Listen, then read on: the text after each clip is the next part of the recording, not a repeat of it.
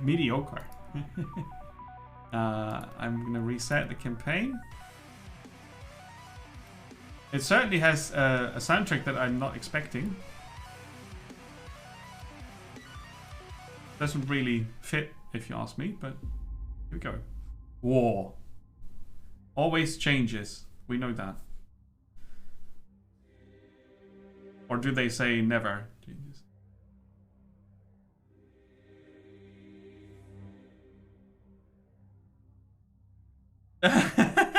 Oh man, Relic Space, that was such a sad experience. I really liked what the game was trying to do, but it completely failed at every turn to try to achieve that. You know, that was... yeah, that was sad. For centuries, the world was engulfed in never-ending strife and chaos. Elves fighting dwarves, dwarves fighting humans, orcs fighting everyone. The common folk were bled dry. Misery, famine, plague. Oh no. We didn't want to balance the game to be fair to the player, like chess. I mean, there's games that achieve to be challenging in a good way, and other games that just suck. And then they write on top, it's hard. What's the horrible thing they write? Easy to learn, hard to master? Nah, let's not go down that road. Instead, we're going to have a look at last spell. Secluded in his tower, researching forbidden magic secrets, the Archmage Hieronymus Teller made an extraordinary discovery. His evil Archmage name was not evil enough. Right? Hieronymus Teller. He sounds like the guy from the financial department who's really into spreadsheets. Wild, unknown words of power to harness tremendous forces.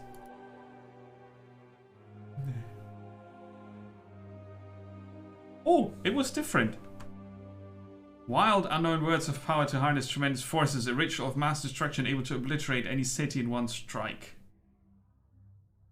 Hoping to end all wars, he cast a spell on Glintfane, a small enemy village. Uh-huh. A gigantic dark ball of purple flames, purple of course, fell from the sky and smashed into the town center. See, in the early days of the 2000s, it wouldn't have been purple. Just, that's a recent development, right? Since, I don't know, 2016, everything's purple or pink. Has to.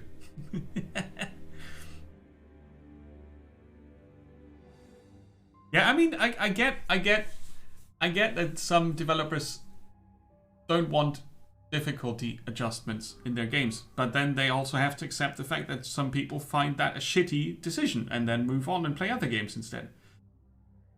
I guess it's fair, right? Hoping to end all wars, he cast a spell, a gigantic purple ball of stuff and things, leaving only ruins, lifeless bodies, and purple fumes. Make sure it's purple. Have we mentioned it's purple yet? The whole royal family of a neighborhood kingdom was present at that time. How are they going to put that plot together again? They all died. The king, mad with grief, ordered the military to research this new magic.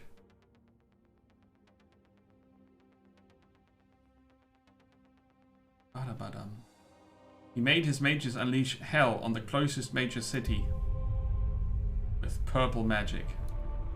Several 100,000 died. Okay. I think we get the picture. Every kingdom sought the purple magic. See? It's purple. Alliances were set in motion. The sky constantly flashing purple. Bursts. Thundering blasts were heard every hour in the purple sky. People turned purple. Purple is the new evil. War was no more, and only annihilation. There was no turning back. At some point, the explosion stopped. A resounding silence. An ominous mist started to aggregate around the remaining cities. See how some games really don't need a plot? This is one of them.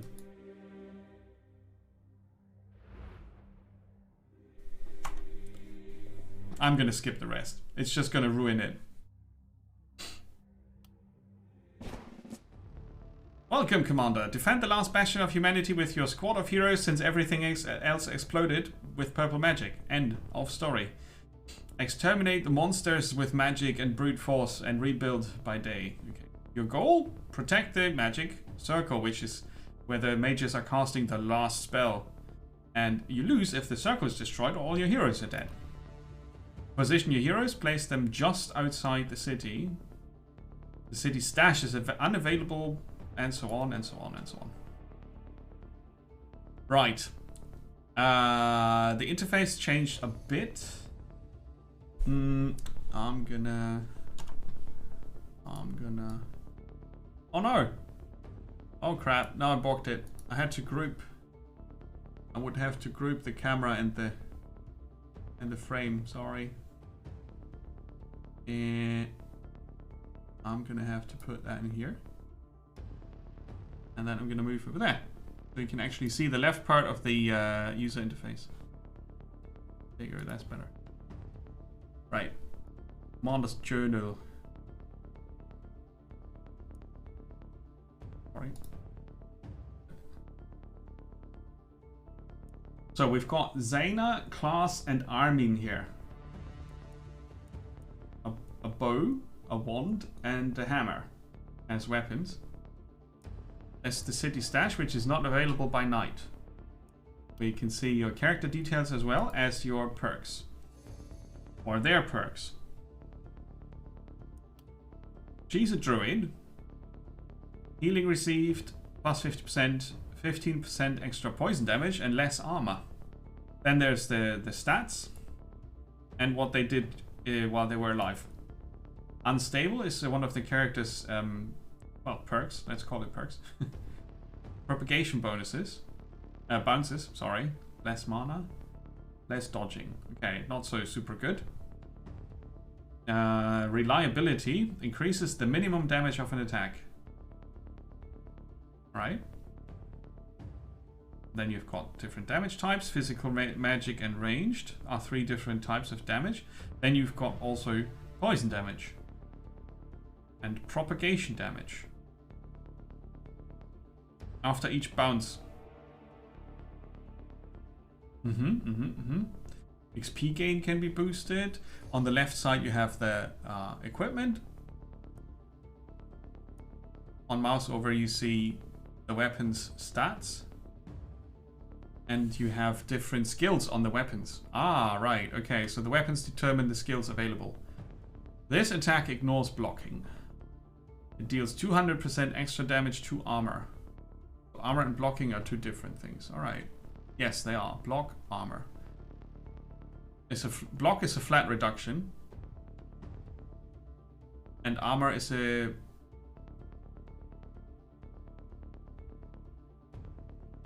is a thing that's fully restored every turn. Oh, right. And this is basically extra health, if I see this correctly. Okay. Resistance, it decreases or increases if it's negative incoming damage.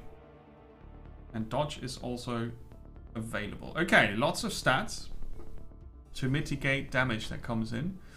You've got movement points, action points, mana, and health. Right. You can customize the heroes. Oh, okay. Cool. I love the random button. I can just click until I'm okay with the character. Then you have Klaas, who does very... oh, claustrophobic. Doesn't have a helmet.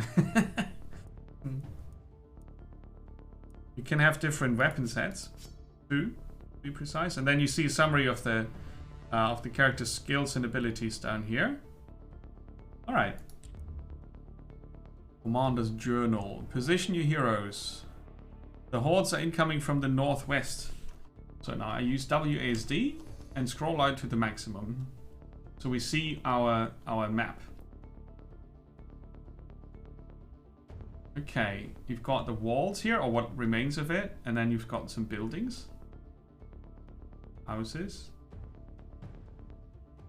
and so on. But we'll learn that while we play.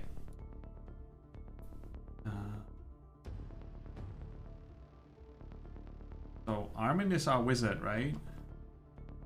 Enemies are gonna come from there. I'm not sure if he can shoot from behind cover, but we'll send out. Let's put the archer back here and the mage and the warrior outside. Enjoy the lurk, TVA. Thanks for lurking. No, the demo was rather different. The demo started you up with a bigger city, and back then it looked very different as well. Chris, it's not you.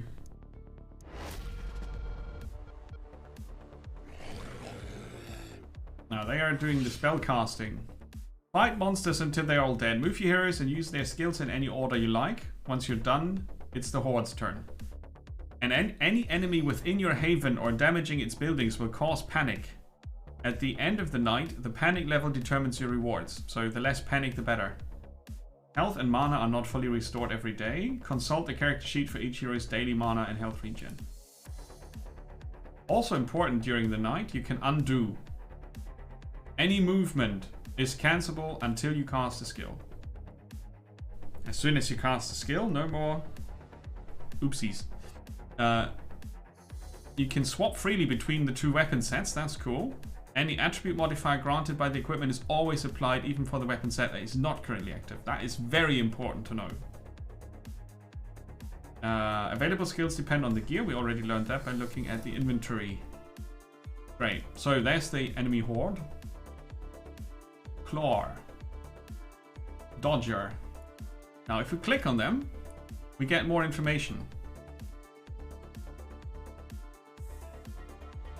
They are hard to hit. Okay. Do we see... Oh, that's character sheets. I wanted to see more detailed stats.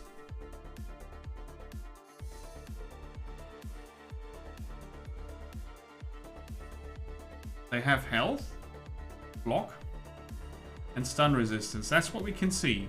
Their total health. Alright, if we mouse over, we see on the top right, we see stats. We need to learn the symbols though, because I can't mouse over that stat window. That's a bit...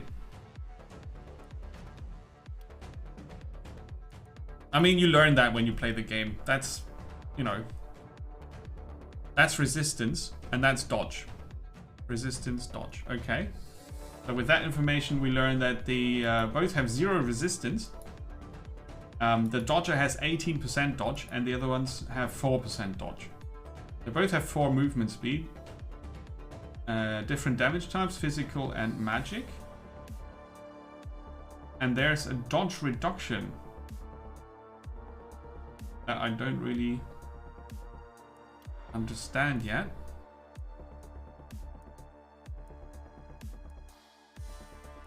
But the mouse over tooltips seem pretty okay for what they are. Ah, this is accuracy. The accuracy is a flat reduction applied to the dodge of the enemies. Right. So their accuracy is 20%. Well, my dodge is reduced by 20%. That's not really... Yeah, anyway.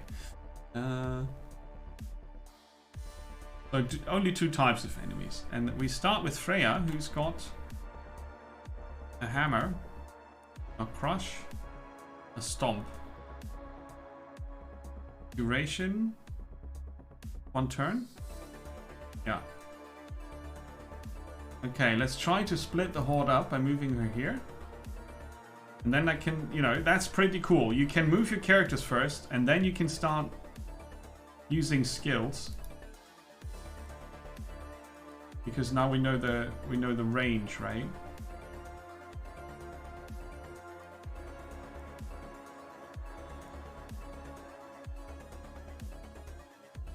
I can undo her movement. Alright, but I do the undo button is in order in the order in which you did the movement. So the furthest ahead my archer can go is here. And he could shoot one enemy. So we're going to block them and move the mage to the right.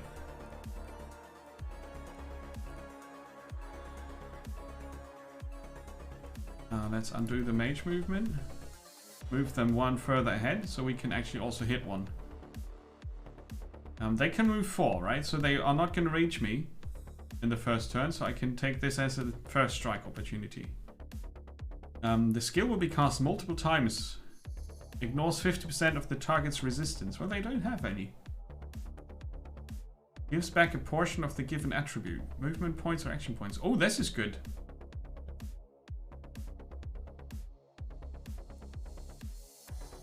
The Sword of Damocles.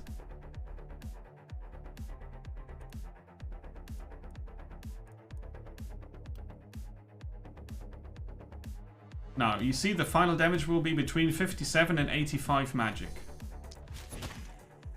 Yes, nice. Oh yeah, the festive lights, they're probably blocking stuff, but you have to deal with that. Maybe I shrink him a bit for the next stream, but I think it's okay. So we still have 4 action points, is what I see here. So I could knock them out. And this doesn't cost me any mana, and I can cast it maximum 4 times per turn. That's pretty powerful. So we can't target anything else. I don't think they have enough range to attack me. The precise shot would work here. 65 to 95. 79 damage. Okay, that was it. End of turn. No, that's alright. I did do that on purpose. And now you see the mist is hiding enemies. So you only see the beginning, and then you see a hint here. You can see like a bit of a shadow of the upcoming one. So you see that there are more. How dare they? This is a ranged attack that hits an area that looks like this. Yeah, okay. I could use that here.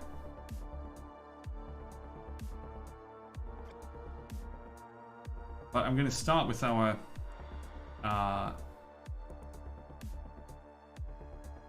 warrior. Stomp. Hits like an overturned U or a V if you want.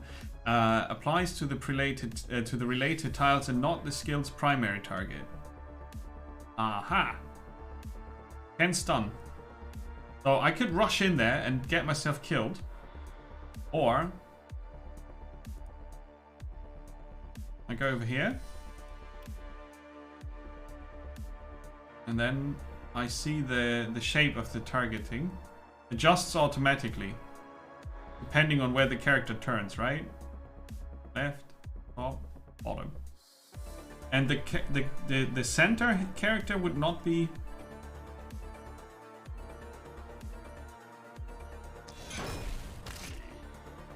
Yeah, that was pretty good.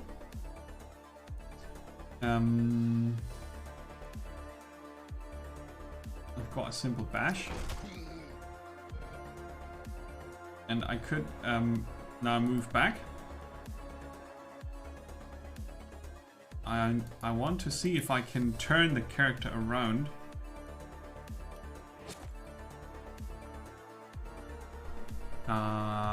Because, you know, they are facing the wrong way. I'm not sure if that's important.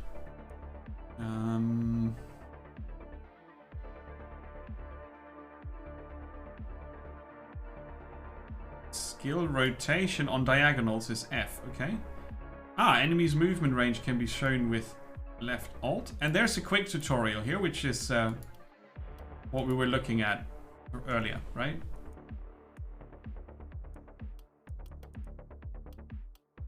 Oh wait, So we can't really turn the characters around, which is it's a bit odd. I can move, but I can't turn. So I guess I'm gonna move there. That's fine. Now we have our archer. A rain of arrows. Alright. Depending on where you aim that. I want to aim that back there, of course. So I could move here for 4. And rain arrows on 4, 5 enemies. Very nice. And I could stand and get another shot off. Oh, this could miss. We'll take that one.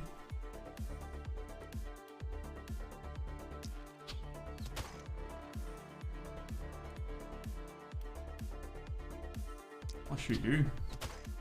Nice, nearly a kill shot. Okay, and then I move back behind our warrior friend. And then I've got the mage.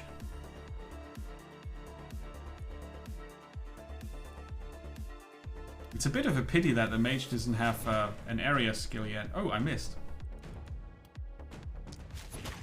Rude. And I can split the magic missile between multiple targets, and that is pretty cool.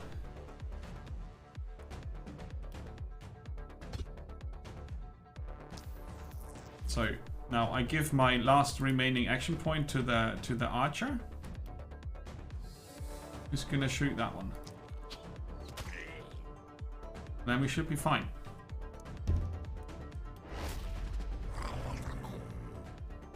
At some point we will probably need to fall back, right? Now let's see. That looks awesome.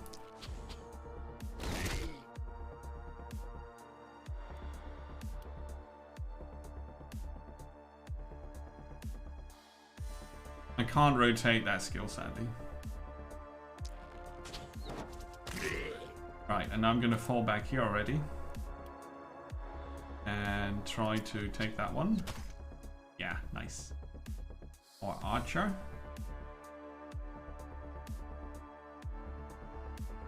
Gonna move in. Alright, the crush does... I see. Before I use the skill. This would take all my movement. Ah, it's a pity. Maybe I'm gonna use the mage first and take out these with the magic missiles.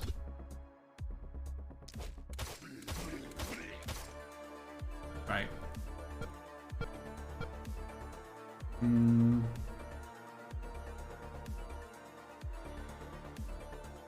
Move back here.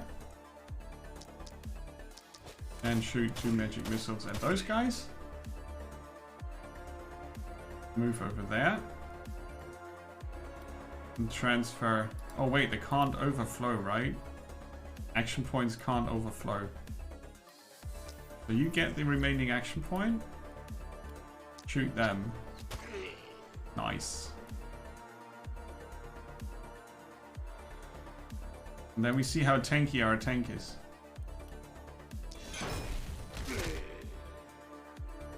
Looks nice.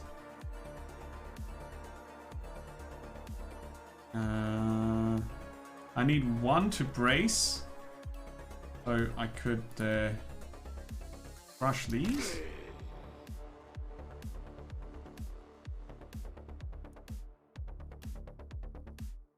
Crush them. Oh yeah, I can target it 1 further away and then I brace. And then she turns around, which is odd. Anyway. I'm gonna move a bit forward here. Yeah, and that's us done. And now we see how tanky our character really is. Alright, see now they are destroying obstacles and such. He totally survived that because they couldn't all move in and attack. That means we can do another stun move. Walk back here. Use a crush on those guys.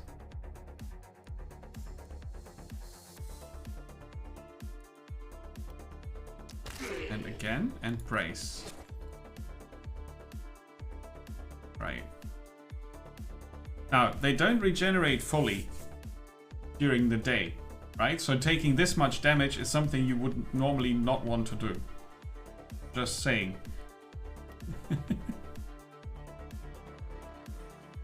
Right. The Tide Volley would be very nicely applied over there.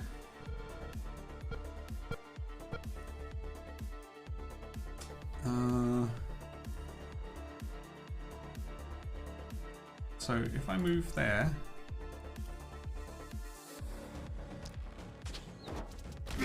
I can take out quite a bunch of those guys. And I've got a single shot left. They are stunned. It's the little star on there. You can also check. Stunned monsters do not generate panic. I wonder... remaining enemies. The city panic. Okay. An enemy that isn't stunned spends an entire turn within the haven. Does the haven start at this breach?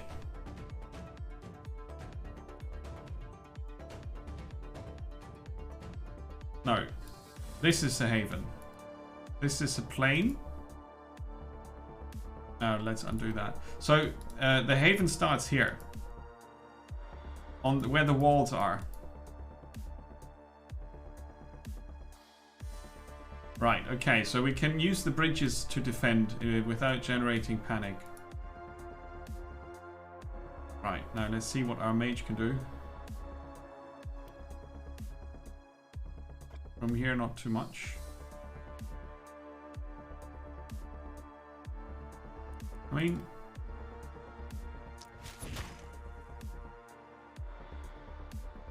could move here.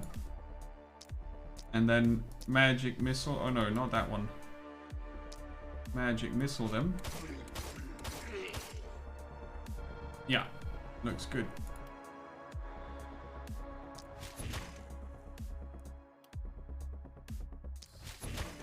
Damage them so next turn the archer can take them out, I guess. The mana regen on this character is 5. Okay. 6 on the archer and 4 on the warrior. Right. Now they miss. Oh, nice. They destroy our defenses, which sucks. Now let's see. We got another rain of arrows coming for them, I think. It's not super easy to target that. It's I just count, you know, if I hit the most targets, that's a good one. I guess that works.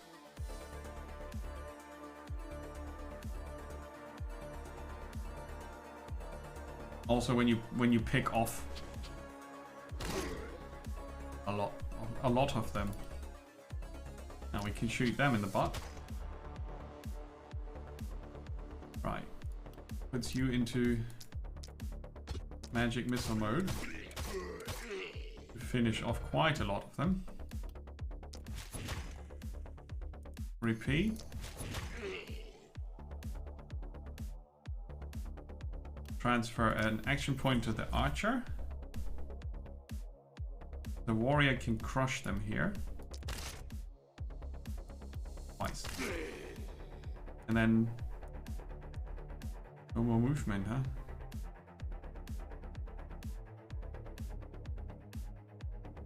I'm gonna walk back and brace instead.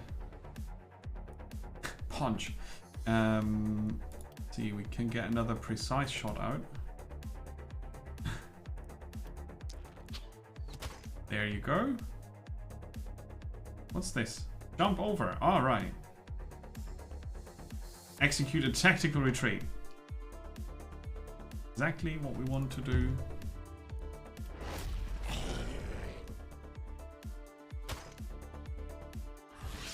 Is that gonna explode? It looks a bit like it. And I'm gonna charge.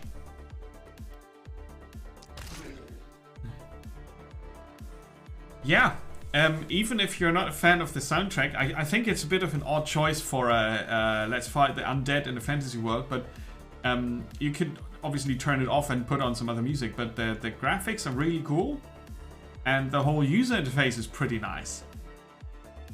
And the twist for this game is, you know, for now it's a turn-based tactical game, not super special.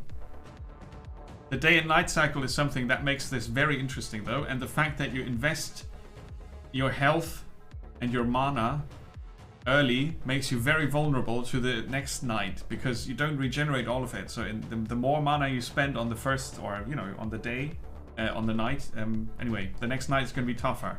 And obviously it's easy to overspend early because you don't really know the power of the punch. It's not very powerful. Now we do another magic missile. Oh, I can't hit the one they're very close to me. Okay.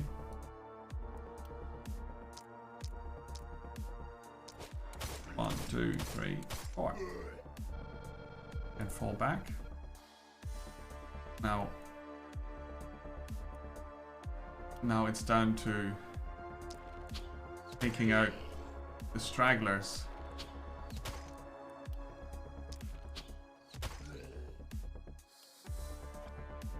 I'm sure this is gonna explode. Sadly, our warrior can't move anymore, so I can just hit that one with 2 mana. That's a bit of a waste. Can't really reach them. She's gonna have to brace, and we can take out one more. 2 more even. Oh, they are out of range. Are you kidding me? We're gonna have to move that. Yeah. So we took out every enemy but 1. Because the movement wasn't enough. Ah! Bugger. So a skill that restores movement is awesome. And that's a win. Now they regenerate a tiny amount of stuff, as you've seen. You see the kills. 31 kills on the archer, obviously. We lost 33 health altogether. That's decent. Enemies killed, number of them, and XP. Now, City Panic was very low, and that's why we get gold and an item and resources.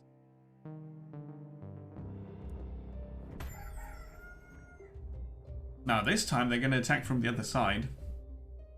But first we're gonna do what makes this game great, I think. The production phase during the day. You assign workers. On the buildings you've built, obviously. You get resources. On ruins, to get golden materials by destroying the ruins. Spend gold to construct and upgrade and buy new gear for your heroes and other things. Spend materials to erect defenses around a haven. Leveling up, obviously. Perks to build your own combination of passive abilities to further specialize the character's playstyle. Items have 2 elements that define their power. It's the level. Yes. It's this is a level 5 here. This is a level 0. Doesn't even have level 1. And then a rarity, which adds random bonuses. It's the color. So this is a pretty rare thing. And that's a common thing. The level defines the values and damage.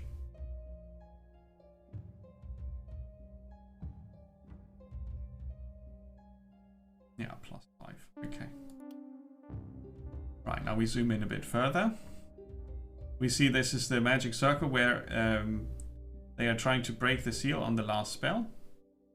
Then we have house. Increases the number of workers in the city. Workers are used during production phase to use buildings' active abilities. I could upgrade the house to increase my total worker number by 1 to a total of 3. That is, I think, very powerful, but I'm not sure if I have enough jobs already. This is a shop that grants the ability to buy or sell during production, so that doesn't need a worker.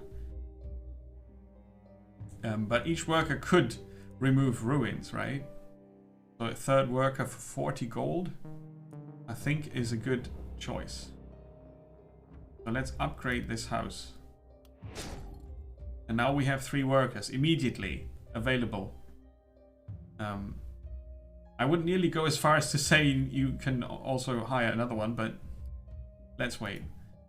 The temple increases permanently the maximum health for all heroes in every production phase.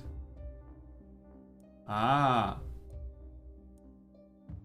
So, if I spend 2 workers here, or invest, a target hero gets 24 maximum health. I can do that once per production phase. This is for healing, so I guess I could heal Freya or not. I think not. She's got 92 health, which is still good. We can upgrade the temple for...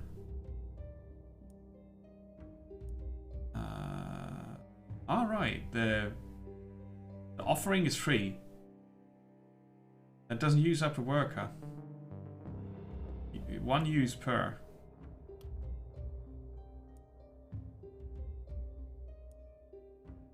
But then the temple is used up. Is that it? Heroes get +8 maximum health in the temple as such.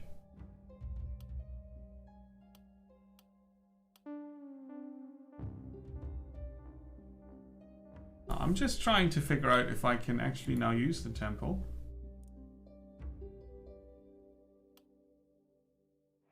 Yes, I can. Now she's healed. Ah, that's pretty good. And on top of that, the temple will give everybody +8 health. The Deadly Mist of Doom. It looks like loot. So I'm gonna place my heroes, whoops, on the other side, and I kind of want to build fences. Now this, let's have a look at the shop. How expensive are rare items? About 30 gold, which is a worker. 40 gold is a worker. That's a rare bow +1. Or level 1, if you want to look at it like that. It does 68 to 106. It gives extra resistance and accuracy.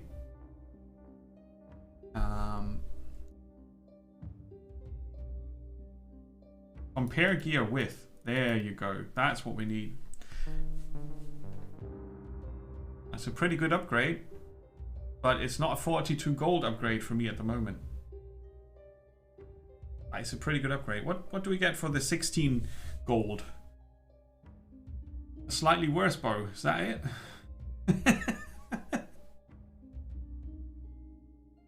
It comes with 3% dodge, but it does less damage.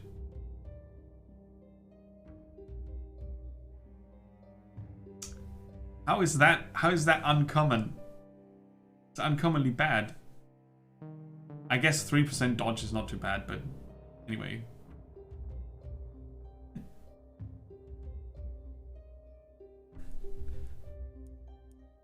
What's this? A trinket. Reduces movement by 1, but you get 15 health.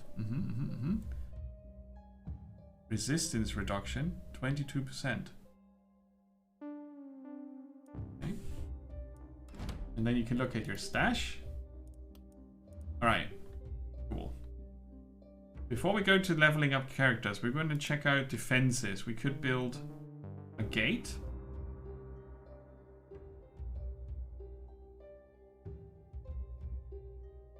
And this is the haven. Okay. So imagine we build a gate here. And our peeps could go through. Reinforced. Yeah, it has doubled the health. We only got 85 materials though. We can build a mana well. Oh yeah, we want that. And then you see where you can place it. I'm going to place that here.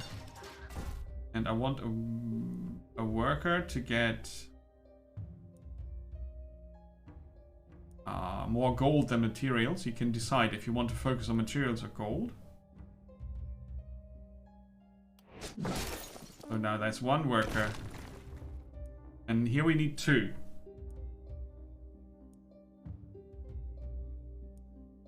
Where we get lots of materials. I think that's worth it. Now we've created more space.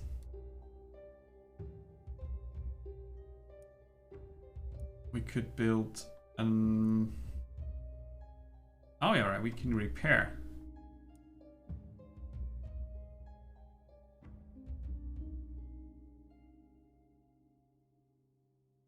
Repair that. Nothing to repair. So I see that this is a flimsy makeshift construction that I can't really do anything with. Group repairs. Okay, so it's easy to repair all walls and so on. That's good to know. You can also demolish. I wonder if enemies will attack from the water side as well. Probably.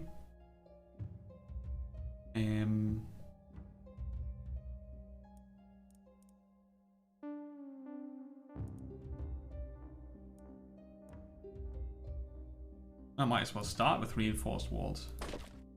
Here you go.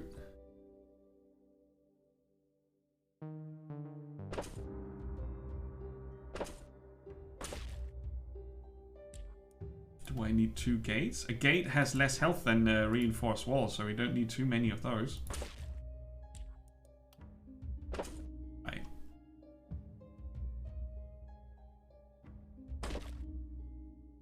Okay.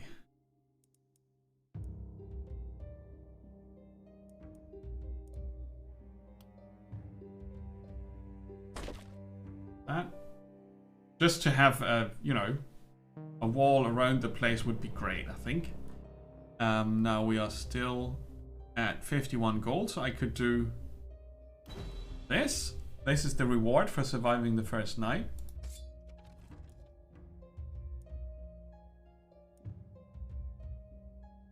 Ah, there you go, that's an upgrade. Our archer gets an upgrade. Now we go to class. Yeah. Maximum damage is quite a bit higher, and his resistance increases. 16. Sweet. Now, we can also do is level up. We have attribute rerolls. You get randomized. Well, not totally randomized, but you know, it's a list of things you can pick from. Pick a primary attribute. 5% dodge. Maybe. Armor, mana, health. Obviously mana. And we can pick another one. That's a secondary attribute. Daily mana regeneration. Sweet. So now you can see the increase here.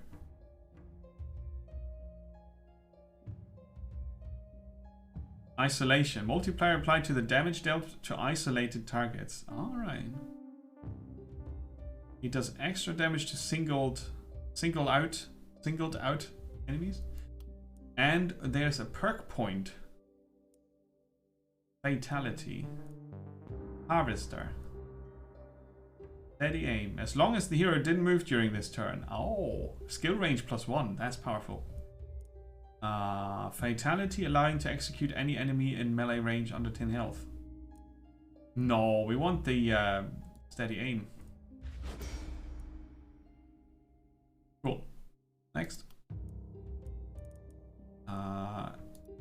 mage gets for every 4 enemies killed +1 daily mana regeneration. This modifier resets every morning, but for the turn it's pretty good.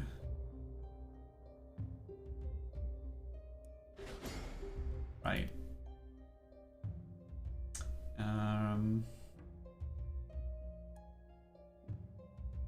Yeah, we did miss earlier with our magic, so accuracy is not a waste. And propagation damage. I don't know if we have propagation at the moment. They seem to be just targeted, right? Yeah. Reliability.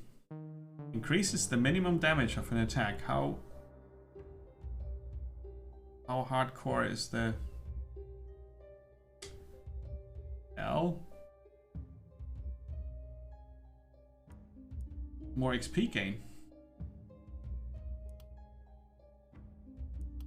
I mean, raising the minimum damage is powerful. And as I guess a mage will get varying damages later. Let's pick that. Now, our warrior gets block.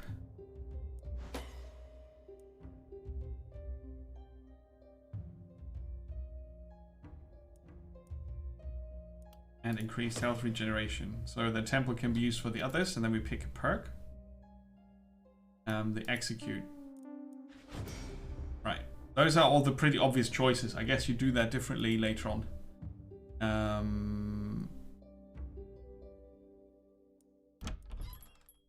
Now we can sell the old bow, right?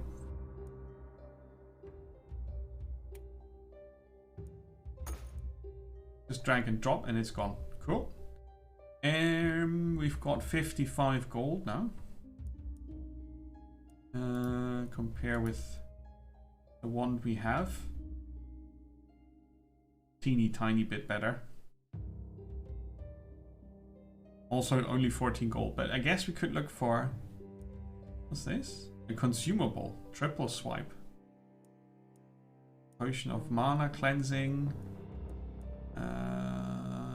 Offhand melee hammer. Okay, let's have a look at Freya's equipment. How does that exactly work? She's got a main hand. Doesn't have an offhand. Okay. I'd rather look for a shield, honestly. As buying such a crappy shield for 10 gold seems like a waste, though. I'd rather buy the awesome hammer of stuff and things. Right, now we're at 13. 5% dodge here. And 15 health. On the worn medium armor, I don't think so.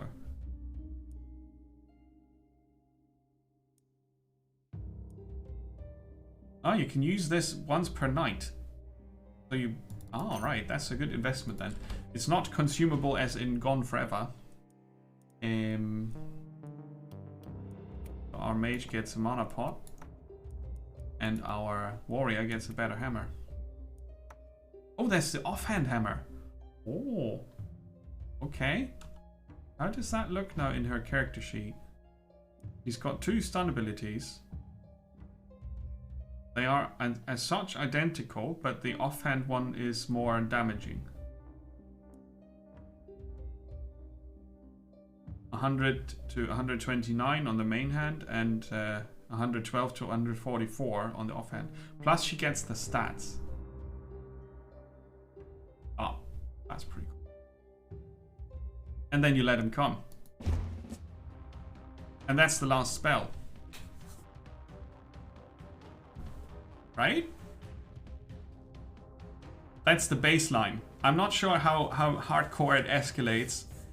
I mean, they are preparing you with writing in the beginning that is supposed to be hard. It just feels very lame writing that in the beginning. But I guess they got some feedback from people whining that they can't win it. Which could have been me.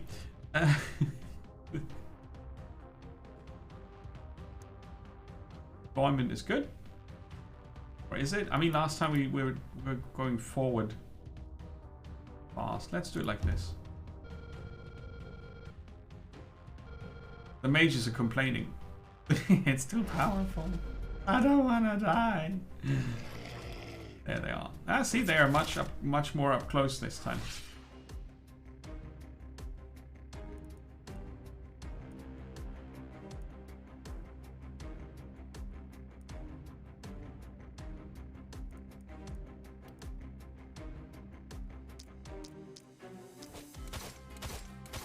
Got a new enemy type. Armored. Right, so now ignoring armor and magic resistance becomes a bit more important.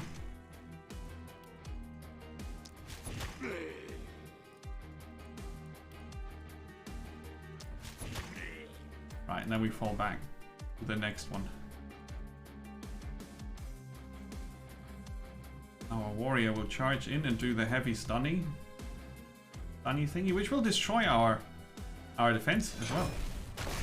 Ah, so area of effect stuff you use also ruins your own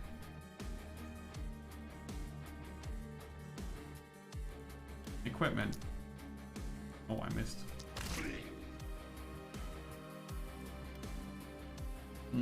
I think I want to armor up and move here to protect the flank of the archer, who's going to do a tight volley. Take them off.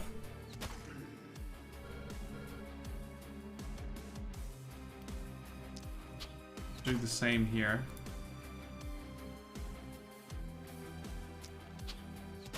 That one's gone. And then fall back there. And that's it. Yeah. So, I think we saw what we needed to see, right? I hope you enjoyed that. Because I did. And I'm waiting until they are completely finished with the development, but it's going to be releasing soon, I think. Sorry. You can fine-tune speed if you're playing turbo mode to speed up the animations. You can define how fast that is sped up. And all the warnings you want or don't want to get. You can skip this tutorial as well and jump into the game as well, which is a fair assumption that most people would want to do that, especially since you have this here, which explains a lot. Plus the user interface explains a lot, and yeah, I think it's a neat thing. Oops, the last spell.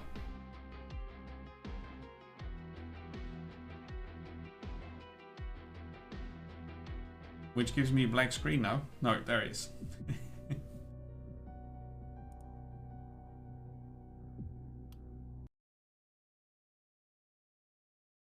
They have controller support in. Okay. Patch 0.99.1.8 was November 18, so last major update was 20th October, where they reworked omens and the meta progression. So, like I said, they reworked quite some stuff since I played it last. But it seems improved in all the important areas, I would say. Oh yeah, 55 minutes. That's good for that type of game. That's a good one.